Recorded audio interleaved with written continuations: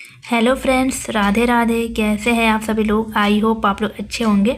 तो आज का जो हमारा सब्जेक्ट है वो CGP से है, जो सीटेट एग्ज़ाम 2026 में जो होने वाली है उसके लिए बहुत ही ज़्यादा इम्पोर्टेंट टॉपिक है। इससे एक तो क्वेश्चन तो एग्ज़ाम में आते ही हैं। तो चलिए स्टार्ट करते हैं आज की क्लास आप लोगों के साथ। तो देखिए फ्रेंड्स, यहाँ पर जो ये टॉपिक का नाम है मध्यम भोजन स्कीम। इससे 1 से 2 क्वेश्चन हमारे एग्जाम में आते ही हैं। तो देखिए सबसे पहले लिखा हुआ है कि मध्यम भोजन स्कीम यानी मिड डे मील स्कीम की शुरुआत सर्वप्रथम भारत के तमिलनाडु से प्रारंभ हुई है। तो फ्रेंड्स, ये क्वेश्चन पूछा गया है कि ये कौन से जगह से स्टार्ट हुई है। तो तमिलनाडु से प्रारंभ हुई है, जिसका उद्देश्य सर्व शिक्षा अभियान को सफलीभूत यानी सक्सेसफुल बनाना था।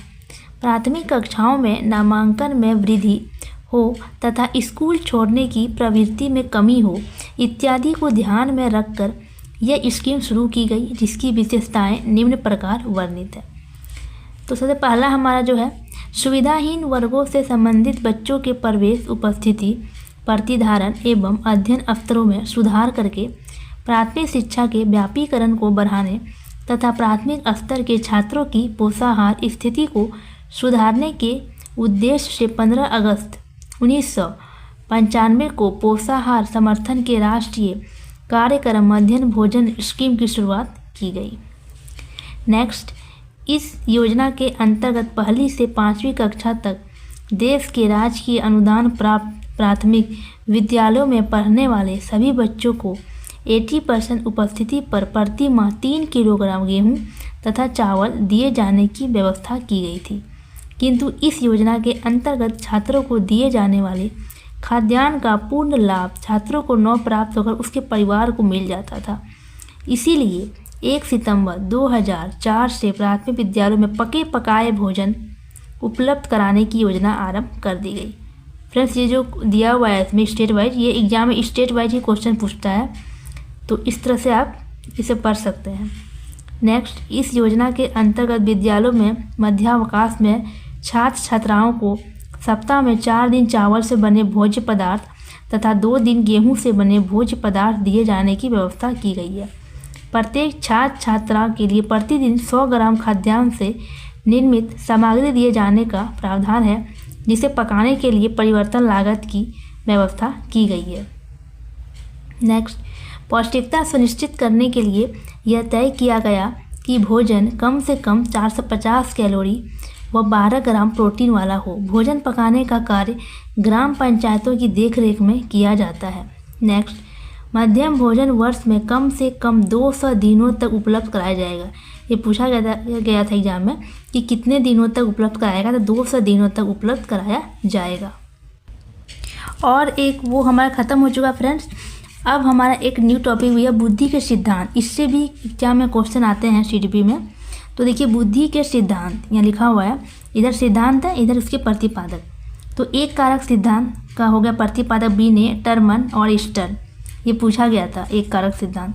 द्विकारक सिद्धांत स्पेरमैन, बहुकारक सिद्धांत का हो थॉर्नडाइक, प्रतिदर्श सिद्धांत का थॉमसन, समूह कारक सिद्धांत का थर्स्टन, पदानुक्रमिक सिद्धांत यानी त्रिआयामी के नाम से अगर पूछा जाए एग्जाम में तो JP गिलफर्ड। और नेक्स्ट हमारा तरल ठोस बुद्धि सिद्धांत RB कैटल। और बहुबुद्धि सिद्धांत, ये बहुत ही ज़्यादा इंपॉर्टेंट है फ्रेंड्स कि बहुबुद्धि सिद्धांत के प्रतिपादक कौन है, तो हार्वर्ड गार्डनर। इन्होंने 8 प्रकार की बुद्धि दी थी। बहुबुद्धि सिद्धांत हार्वर्ड गार्डनर। तो ये बुद्धि के हमारे सिद्धांत का कुछ टॉपिक यहाँ पर लिखा हुआ है। आप देख सकते हैं फ्रेंड्स, यहाँ लिखा हुआ है कि हार्वर्ड गार्टनर का बहुबुद्धि सिद्धांत 1983 में दिया गया था। और ये देखिए इसका प्रकार लिखा हुआ, 8 प्रकार की बुद्धि का वर्णन किया है। पहला भाषाई बुद्धि, दूसरा तार्किक गणितीय बुद्धि, 3 नंबर स्थानिक बुद्धि, 4 नंबर शारीरिक गतिक बुद्धि, 5 नंबर संगीतीय बुद्धि, 6 नंबर अंतर पारस्परिक बुद्धि, 7 नंबर अंतर्वैयक्तिक बुद्धि और 8 नंबर नैसर्गिक बुद्धि या प्राकृतिक यानी नेचुरल इंटेलिजेंस। तो ये हमारा पूरा पूछा गया था। इसी तरह से आपको ये दे देगा कि नृत्य ये किसके अंतर्गत आता है, सर्कस, खिलाड़ी, एयरफोर्स पायलट, व्यायाम, तो ये किसके अंतर्गत, ये बॉडी काइनेस्टिक इंटेलिजेंस के अंतर्गत आएगा। तो इस तरह का एग्जाम पूछा जाता है। आप देख सकते हैं यहाँ पर 8 पागे पूरी बुद्धि यहाँ पर दी हुई है पूरी डिटेल में।